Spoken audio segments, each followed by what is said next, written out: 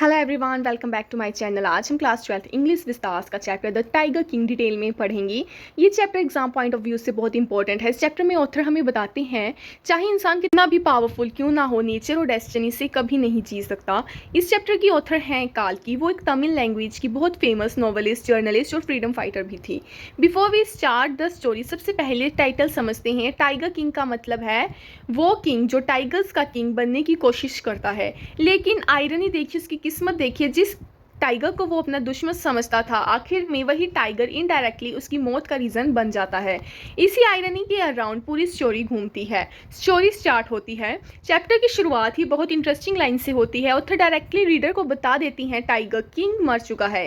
अब आप सोचेंगे स्टोरी तो शुरू ही डेथ से हो गई, फिर सस्पेंस क्या बचा। ये ऑथर का एक यूनिक स्टाइल है। सस्पेंस ये नहीं कि किंग मर गया है, सस्पेंस ये है कि किंग मरा कैसे। अब स्टोरी फ्लैशबैक में चली जाती है। एक प्रिंसली स्टेट थी प्रतिबंधापुरम। यहाँ एक प्रिंस का जन्म हुआ। उस जमाने में एस्ट्रोलॉजी पर लोग बहुत बिलीव करते थे, विश्वास करते थे। जैसे ही प्रिंस पैदा हुआ, राज्य के सबसे बड़े एस्ट्रोलॉजर को बुलाया गया। उन्होंने प्रिंस की बर्थ चार्ट देखी, सबने मिलकर फ्यूचर प्रेडिक्ट किया। एस्ट्रोलॉजर ने कहा ये प्रिंस फ्यूचर में बहुत पावरफुल किंग बनेगा, उसके पास वेल्थ होगी, पावर होगी, नाम और फेम होगा। लेकिन एक दिन उसकी मौत होगी। सब लोग शॉक हो गए, किंग की फैमिली भी टेंशन में आ गई। वैसे तो हर इंसान को मरना ही होता है, लेकिन एस्ट्रोलॉजर ने सिर्फ डेथ नहीं बताई, उन्होंने डेथ का रीज़न भी बताया। उन्होंने कहा the cause of death will be a tiger, यानी इस प्रिंस की मौत टाइगर की वजह से होगी। यही पूरी स्टोरी का टर्निंग पॉइंट है। अब ऑथर एक फ़नी और इम्पॉसिबल सीन क्रिएट करते हैं। सिर्फ 10 दिन का बेबी अचानक बोल पड़ता है। सब लोग सरप्राइज हो जाते हैं, एक 10 दिन का बेबी कैसे बोल सकता है। याद रखिए एक रियल इंसिडेंस नहीं है, ये ऑथर की एक इमेजिनेशन है। बेबी फिर एस्ट्रोलॉजर से पूछता है tell me something I don't know. सब एस्ट्रोलॉजर और भी शॉक हो जाते हैं। बेबी बिल्कुल इंटेलिजेंट अडल्ट की तरह बात करता है। एस्ट्रोलॉजर फाइनली कहते हैं प्रिंस को टाइगर से डेंजर है, टाइगर ही उसकी डेथ का रीजन बनेगा। तब बेबी प्रिंस लाउडली कहता है लेट टाइगर बी अवेयर, यानी टाइगर मुझसे बच कर रहे हैं, मैं उनसे नहीं डरता। यही सेंटेंस चैप्टर का सबसे फेमस डायलॉग है। इसी डायलॉग से किंग का कॉन्फिडेंस और ईगो दिखाने लगता है। ऑथर यहाँ से हिंट दे देता है कि फ्यूचर में प्रिंस और टाइगर के बीच में एक लंबी बैटल होने वाली है। जब प्रिंस बड़ा होता है, टाइम पास होता है, प्रिंस बड़ा होता है, 20 साल की एज में किंग बन जाता है। अब उसको एस्ट्रोलॉजर की प्रेडिक्शन याद आती है। वो डिसाइड करता है अगर टाइगर मेरी डेथ का रीजन बनेगा तो मैं उनकी दुनिया से सारी टाइगर ही खत्म कर दूंगा, कि मैं दुनिया से, वर्ल्ड से टाइगर ही खत्म कर दूंगा। सिंपल लॉजिक, ना टाइगर बचेगा ना उसकी डेथ होगी। लेकिन यही उसकी सबसे बड़ी मिस्टेक थी। इंसान जब डेस्टिनी से लड़ने की कोशिश करता है तब वो और भी ज़्यादा उसके ट्रैप में फंस जाता है। First tiger Hunt. किंग अपनी पहली टाइगर हंटिंग पर जाता है। जंगल में घंटों वेट करता है, फाइनली एक टाइगर दिखाई देता है। किंग एम लगाता है और एक ही गोली में टाइगर को मार देता है। पूरे पैलेस में सेलिब्रेशन होती है। किंग प्राउडली अनाउंस करता है 1 tiger down, 99 more to go. उसका टारगेट होता है 100 टाइगर को मारना। उसे लगता है 100 टाइगर मारने के बाद वो डेस्टिनी को हरा देगा, लेकिन डेस्टिनी इतनी आसान नहीं होती। यहीं से चैप्टर में कॉन्फ्लिक्ट शुरू हो जाता है। अब तक हमने देखा कि एस्ट्रोलॉजर ने फ्यूचर प्रेडिक्ट किया था टाइगर किंग की मौत एक टाइगर की वजह से होगी। बचपन से ही उसने डिसाइड कर लिया था कि वो दुनिया की सारे टाइगर को मार देगा। पहला टाइगर मारने के बाद उसका कॉन्फिडेंस और ईगो और भी बढ़ गई। अब असली स्टोरी शुरू होती है। किंग का एक नई मिशन था 100 टाइगर को मारना। उसका सिर्फ एक मिशन था, एक गोल था कि उसने पूरे 100 टाइगर को मारना है। उसने अपना पूरा अटेंशन इसी काम पर लगा दिया। गवर्नमेंट के important decisions, public welfare, development, education, road, hospital, सब कुछ सेकंड प्रायोरिटी बन गई। किंग ने अनाउंस कर दिया मेरे किंगडम में कोई भी टाइगर का शिकार नहीं करेगा। अगर किसी ने टाइगर मारा उसको पनिशमेंट मिलेगी। क्यों? क्योंकि किंग चाहता था कि हर टाइगर सिर्फ उसके हाथ से मरे। हिडन मीनिंग इसका ये था, ये सिर्फ हंटिंग का रूल नहीं था, ये उसकी ईगो का सिंबल था। उसे लगता था कि सिर्फ वही पावरफुल है। कुछ सालों बाद किंग ने बहुत सारे टाइगर मार दिए। अब जंगल में टाइगर कम होने लगे। किंग को टेंशन होने लगी, उसका टारगेट अभी कंप्लीट नहीं हुआ था। उसने सोचा अब मैं बाकी टाइगर्स कहाँ से लाऊंगा।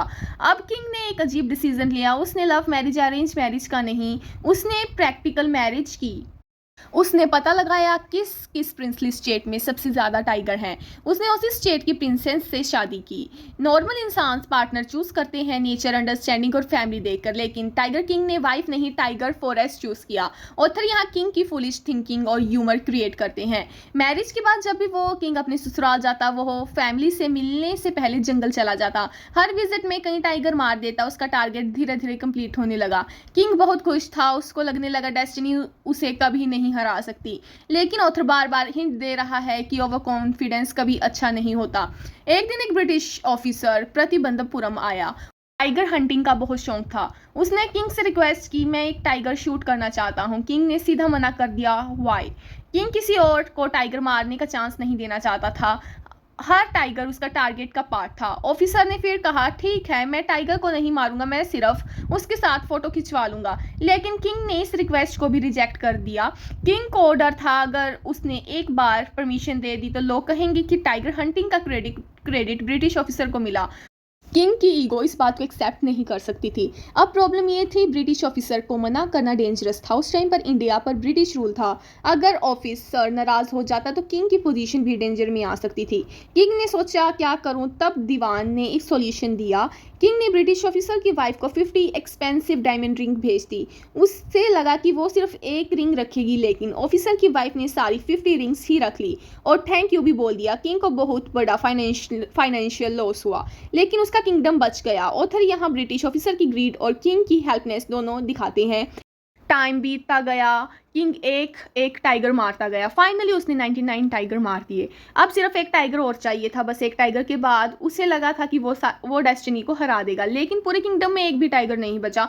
किंग को बहुत गुस्सा आया। वो बहुत गुस्से में था। उसने ऑफिसर्स को वार्निंग दी, अगर जल्दी टाइगर नहीं मिला तो मैं सबकी जॉब्स ले लूंगा। सब लोग टेंशन में आ गए। सबसे ज़्यादा टेंशन दीवान को हुई। दीवान बहुत इंटेलिजेंट था। उसने सीक्रेटली एक ओल्ड टाइगर अरेंज किया। ये टाइगर जू से लाया गया। टाइगर इतना ओल्ड था कि प्रॉपरली चल भी नहीं सकता था। रात के टाइम उस टाइगर को जंगल में छोड़ दिया गया। प्लान था कि किंग उस टाइगर को मारेगा और खुश हो जाएगा, लेकिन किसी को नहीं पता था कि डेस्टिनी अपना गेम खेलने वाली है। अगली सुबह किंग हंटिंग के लिए जंगल गया। थोड़ी देर बाद उसने बूढ़े टाइगर को देख लिया।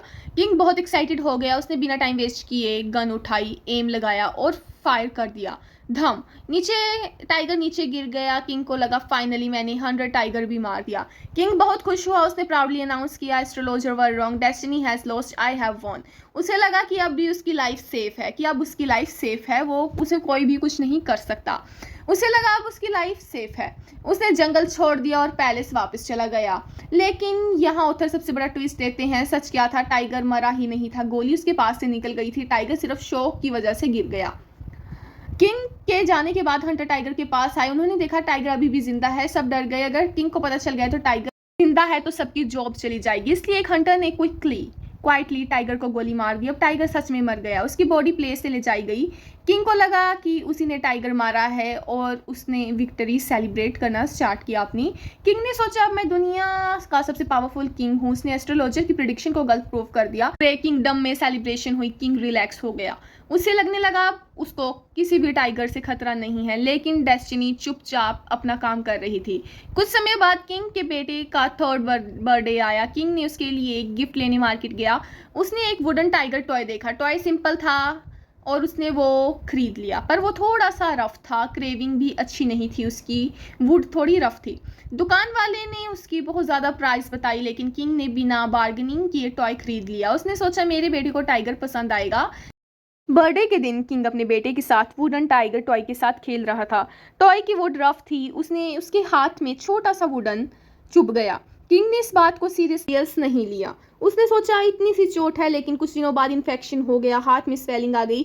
डॉक्टर बुलाए गए। ऑपरेशन हुआ। डॉक्टर ने ऑपरेशन सक्सेसफुल बताया, लेकिन ऑपरेशन के बाद किंग की डेथ हो गई और इस तरह एस्ट्रोलॉजर की प्रिडिक्शन सच हो गई। किंग की डेथ इनडायरेक्टली एक टाइगर की वजह से हुई, लेकिन वो टाइगर रियल जंगल का टाइगर नहीं था, वो एक वुडन टाइगर टॉय था। ये एंडिंग हमें बहुत इंपॉर्टेंट मैसेज देती है। इंसान कितनी भी प्लानिंग कर ले, डेस्टिनी को कंप्लीटली कंट्रोल नहीं कर सकता। किंग ने अपनी पूरी लाइफ टाइगर को मारने में लगा दी।